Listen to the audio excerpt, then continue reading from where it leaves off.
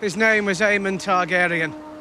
A maester of the Citadel, chained and sworn. He was the blood of the dragon. But now his fire has gone out. And now his watch has ended. Now his watch has ended. This death might be unique in Game of Thrones history insofar as it's a natural death. I'm not sure if we've seen a natural death before this point, so Aemon actually dies of old age. I mean, he doesn't die violently. From the moment we started the series, Aemon has always been both the repository of wisdom for the Night's Watch and the moral compass of the Night's Watch, especially for Jon and for Sam.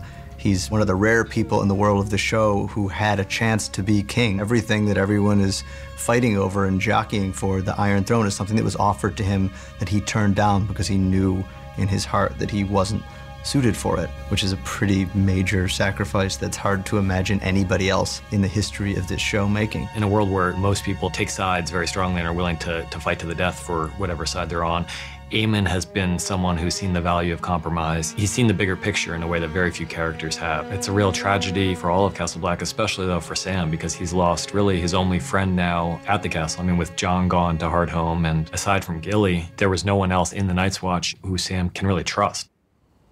On the day of the great games, gather all the great masters and wise masters and worthy masters you can find, and slaughter them all. I am a queen, not a butcher. All rulers are either butchers or meat.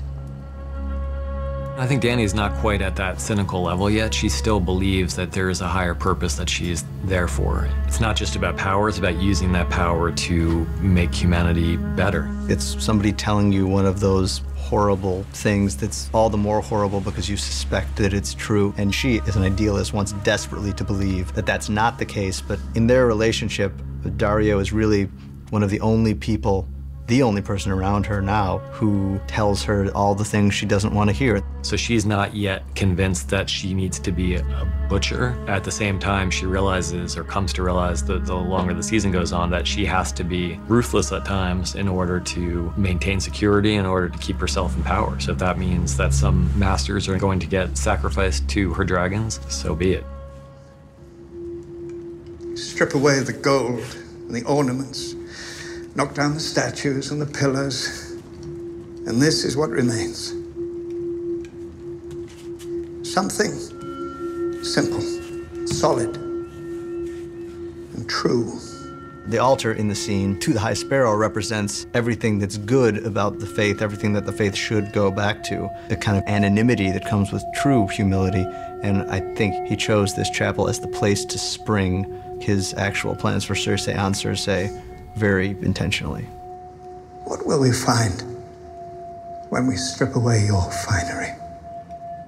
From the High Sparrow's perspective, Cersei is a symbol of everything that's gone wrong with this country. She's someone who's taken power with complete cynicism, who doesn't have any faith, who's been not only an adulteress, but an incestuous adulteress. And what makes matters worse for her is that she brought him into power, you know, unwittingly, not realizing that his power could then be turned against her. And part of that, I think, is just because she didn't realize that everything he was saying was true. He told her, this is what I want to do. I want to stamp out corruption and make sure that these wicked people, these evildoers, are punished. And she said, great, thinking, you know, I can use this to punish the people I don't like, not realizing that he was actually completely sincere and was looking to punish all evildoers, including the one sitting in front of him.